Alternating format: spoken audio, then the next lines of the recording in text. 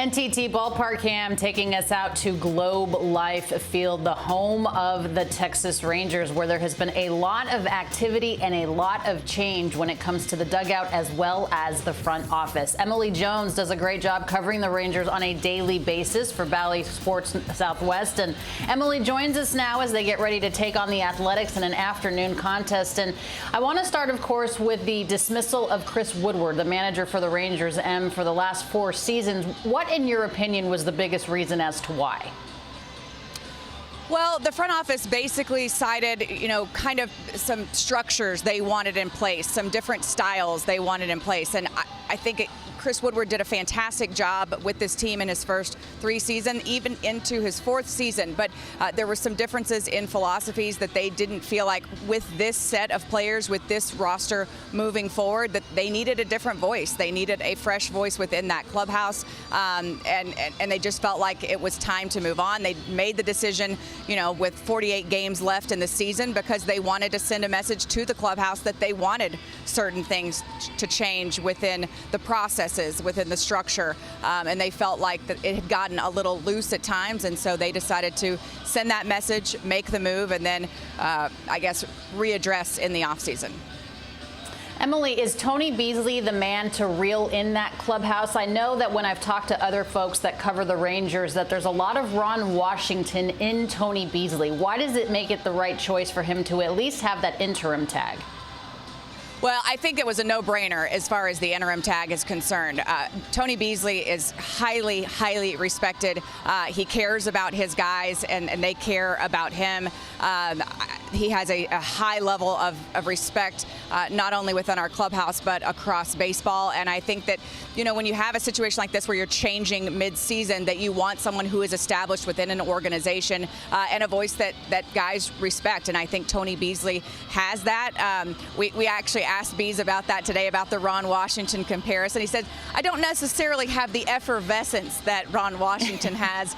You can take that for what you will. Maybe doesn't use the colorful language that Ron Washington uses, but definitely that mutual care and respect between player and manager is absolutely there.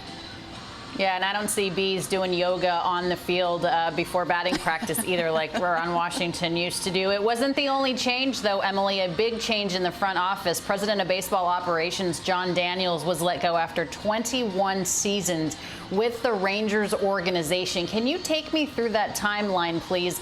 Was it a directive from Chris Young for John Daniels to let Chris Woodward go, or did John Daniels know that his dismissal was coming as well? John Daniels did not know his dismissal was coming.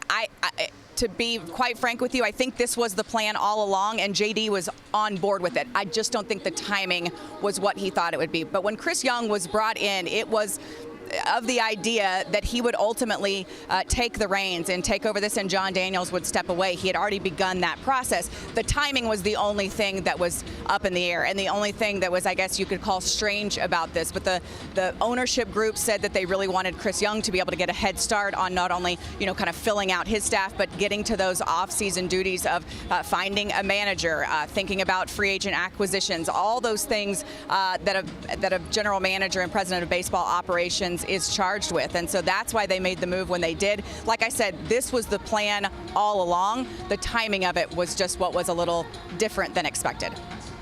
And Emily, I know you have a great relationship with John Daniels. In fact, he's one of the youngest to have that type of position. Only Billy Beane and Brian Cashman have longer tenures with an organization. And it's not as if JD didn't have some success when he was there. Of course, the Rangers had 4 American League West titles, 5 playoff appearances.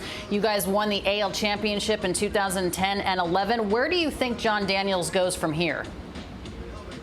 I don't know. I know that he was wanting to start, taking some steps back from his involvement with the organization and with the game, quite frankly, because he wanted to spend more time with his family, with his children, with his wife, Robin. And so I think he's going to take this time to really take everything in, spend that quality time with his family.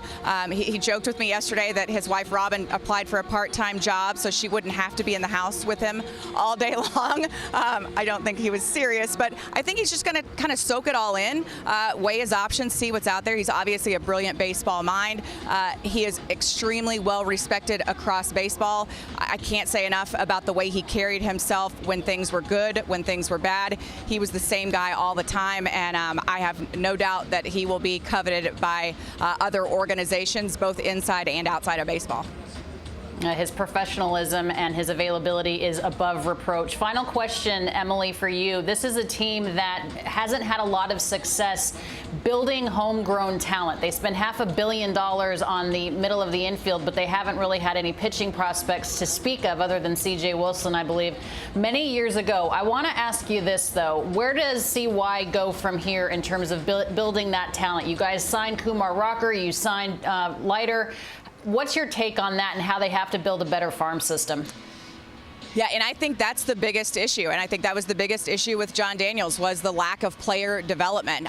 The drafts have been a bit hit or miss over the last decade or so. I think you've seen in the last couple of seasons that they have really put together some legitimate drafts. When you talk about Josh Young, who is banging on the door of the big leagues, you mentioned Kumar Rocker and Jack Leiter. I think those are all steps in the right direction, but now it's a matter of developing those players, and quite frankly, this organization has not done a good job of developing homegrown talent. So that will be Chris Young's biggest challenge and his, I would assume, top priority.